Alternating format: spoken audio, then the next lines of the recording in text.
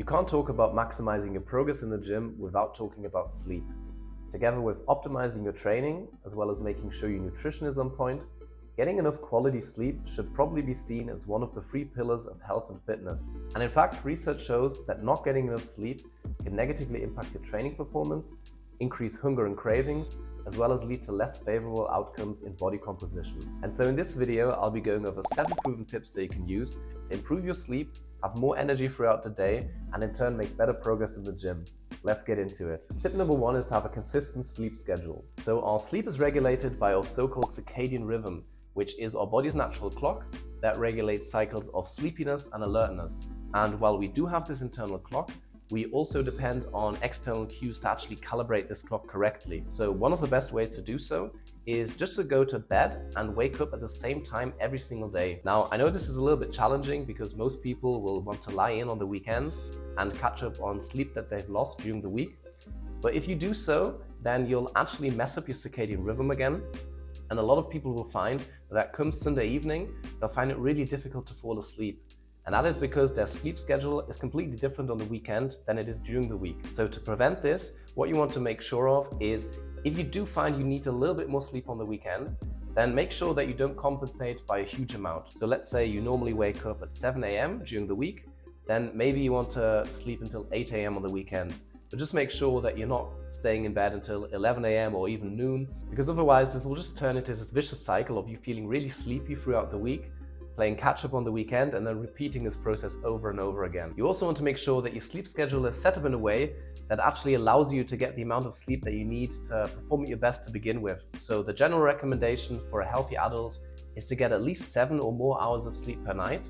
But in my opinion, if your goal is to build muscle mass and optimize your body composition in the most optimal way, then you're probably looking at more like 8 to 9 hours a night. The exact amount you need is going to be very individual. I know some people might do really well on 7 hours a night, whereas someone else might need more like 9 to 10 hours a night. But the easiest way to figure it out is to have a look how long you need to wake up naturally without the use of an alarm and feel energetic and refreshed. And if you do have a bad night of sleep, then research has shown that taking a nap is actually a really good strategy of getting rid of some of the negative effects of sleep loss.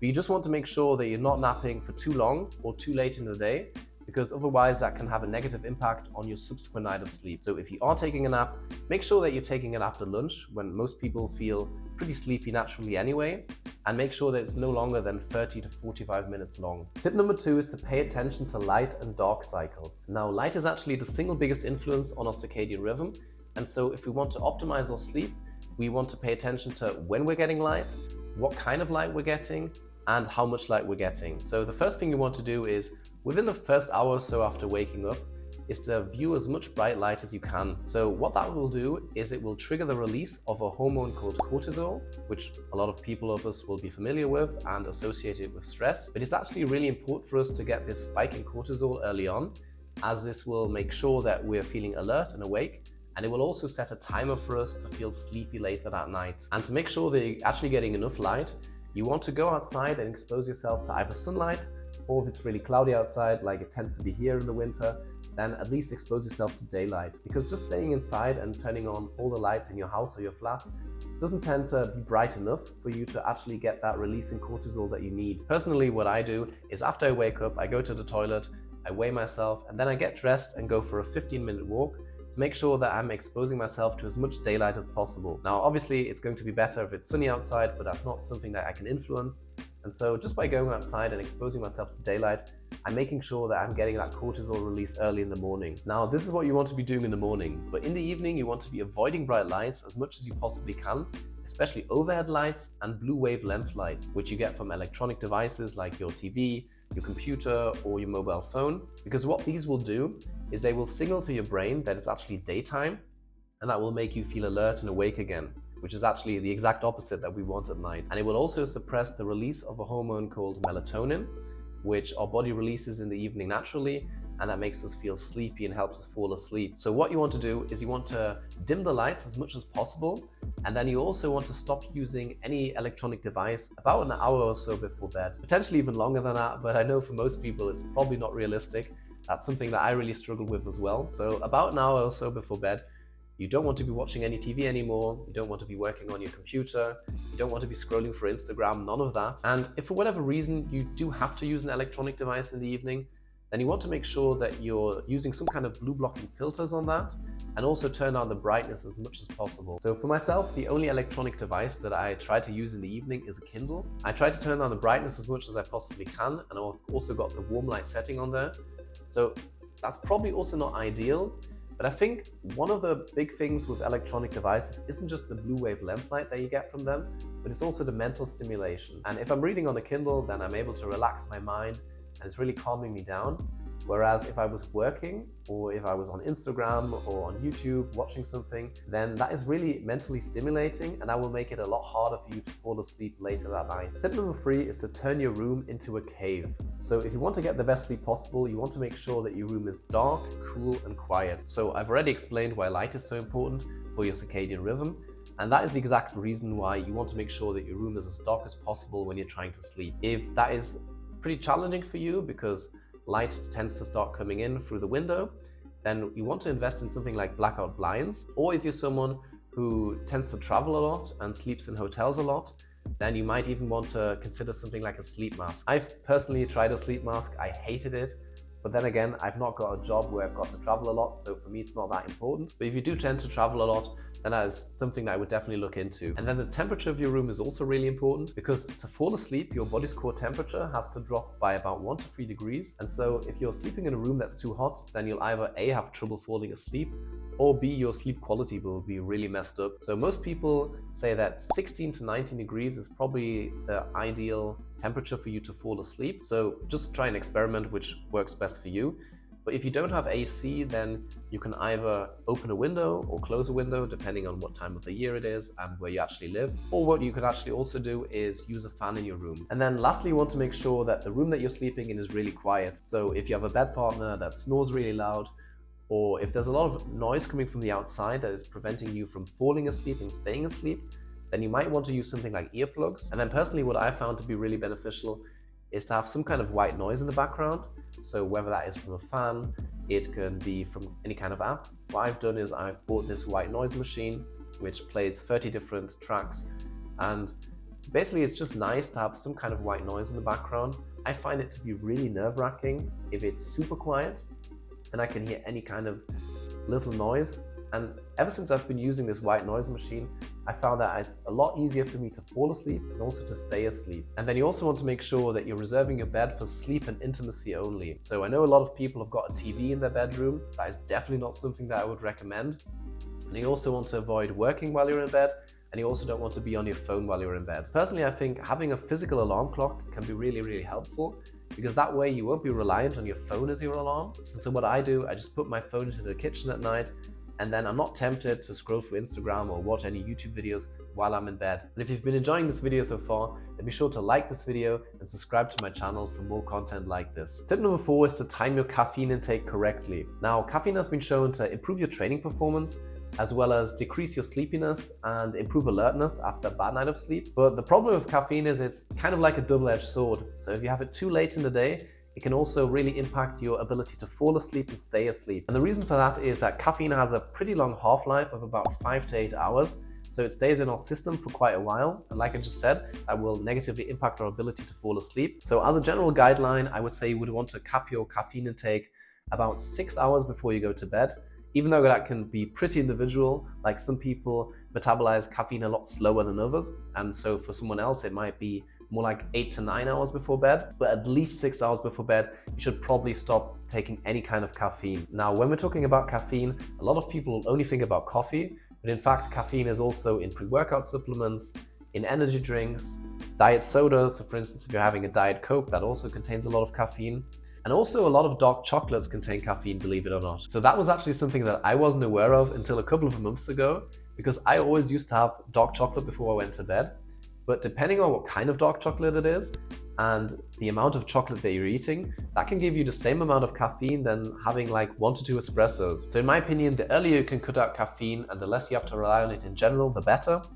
But make sure that you're at least cutting it out 6 hours before you go to bed. Tip number 5 is to get the last meal of the day right. So you don't want to go to bed feeling overly full or bloated, But then obviously you also don't want to be waking up in the middle of the night because you're feeling really hungry. So this is going to depend on how many calories you're able to eat throughout the day, but also if you're either on a fat loss phase or if you're in a muscle building phase. So if you're on a fat loss phase and you only have very little calories to play with, and you notice that you have a lot of cravings and hunger later in the evening, then it might be a wise idea for you to just graze throughout the day, maybe have 1 to 2 meals with lean protein and some fruit and vegetables, and then have your biggest meal later in the evening to make sure that you're satiated and can sleep through the night without having to wake up feeling hungry. If on the other hand you're in a massing phase and you have to eat quite a lot of calories for you to gain weight, then it might be a wise idea for you to front load your calories. So in other words, you would want to have the majority of your calories earlier in the day so that you only have to have a little snack later in the evening so that your stomach isn't upset when you're going to bed. Generally, I would say have your last meal at least an hour before you go to bed, just so you can give your body time to actually digest the food. But I think more important than the timing of the meal is actually the composition of the last meal that you're eating. So if your goal is to build muscle, or at least maintain your muscle mass if you're on a fat loss diet, then you want to make sure that you're having a high quality protein serving with that meal, and also avoid having too many calories and too much fat with the last meal, just because both of those factors tend to slow down digestion, which can make it a lot harder for you to fall asleep and will also have a negative impact on your sleep quality. You also want to avoid having very spicy foods with your last meal, just because they tend to increase your core body temperature, and like we learned earlier, that is exactly the opposite of what we want at night. I personally have skyr, which is an Icelandic yogurt that is really high in protein, with some honey and some fruit about 60 to 90 minutes before I go to bed. For me, that works really well. That might be something that you would want to try, but there are a ton of different options out there. Just make sure it's really high in protein, low in calories, low in fat, and isn't too spicy, and you should be good to go. Last thing on this topic is that you really want to avoid having alcohol late in the day, because even though some people find that it helps them fall asleep a little bit faster, research also shows that having alcohol really has a negative impact on your sleep quality, especially in the second half of the night. So if you are having something to drink, make sure it's only a couple of drinks, and ideally stop drinking about 3 to 4 hours before you go to bed. Tip number 6 is having a bedtime ritual. So this should be done at least in the last 30 minutes of your day, preferably more like in the last hour before you go to sleep. And the goal here is just to relax and calm your mind down and not do anything that is really mentally stimulating. So like I said before, not scrolling for Instagram, not arguing with your partner, but also not studying or doing anything that's really cognitively demanding. This might involve reading a book, brushing your teeth, and preparing your clothes for the next day. But it could also be something like learning a relaxation technique, like mindfulness exercises or meditation exercises that have been shown to be really effective at calming you down and making it easier for you to fall asleep. There are a lot of different mindfulness and meditation apps out there. I used to use one that was called Headspace that I found to be pretty good, so that might be one that you would want to try. Like I said, there are different apps out there. There are also free videos on YouTube that you can use. And if you're someone who really struggles with calming down in the evening, then you might want to give this a try. Personally, what I like to do is have a hot shower about half an hour before I go to bed, for one that relaxes me, and then also because I'm heating myself from the outside, my body will compensate by dropping its core body temperature, so cooling off from the inside. And I find that really makes me a lot more sleepy, and it makes it a lot easier for me to fall asleep after that. Tip number 7 is to time your workouts correctly. So in general, you want to make sure that you're being really physically active throughout the day, that you're exercising regularly, and you're expending a lot of energy, because all of that will really be helpful at improving your sleep quality. But if you end up training very close to bedtime, then you'll be heating your body up, and it will make it a lot harder for you to fall asleep. So this doesn't mean that you have to work out first thing in the morning before you go to work, although you can do that if you want to. For me personally, I'm not a morning person. I would rather train later in the day. But you do want to make sure that you're not training too close to bed. So ideally, you want to make sure that your workout ends at least 2 hours before you go to bed. If for some reason you aren't able to do that, you might want to consider placing some of your hardest workouts on the weekend and then do some lighter workouts during the week, just because that will have less of a negative impact on your sleep. But if you aren't able to do that either, then you might want to finish your workouts by doing some relaxation techniques, so maybe some breathing techniques or some meditation, just to calm yourself down. And then also take a hot shower after you've finished your workout to again make sure that you're cooling off from the inside and your core body temperature is starting to drop. So I wouldn't recommend trying all of these strategies at once, but rather start by just picking one and try to stick to that consistently for a couple of weeks.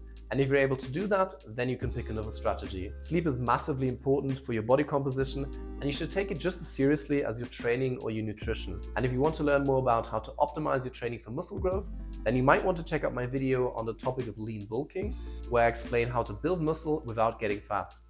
So thank you so much for watching everyone as always, and I'll see you in the next video.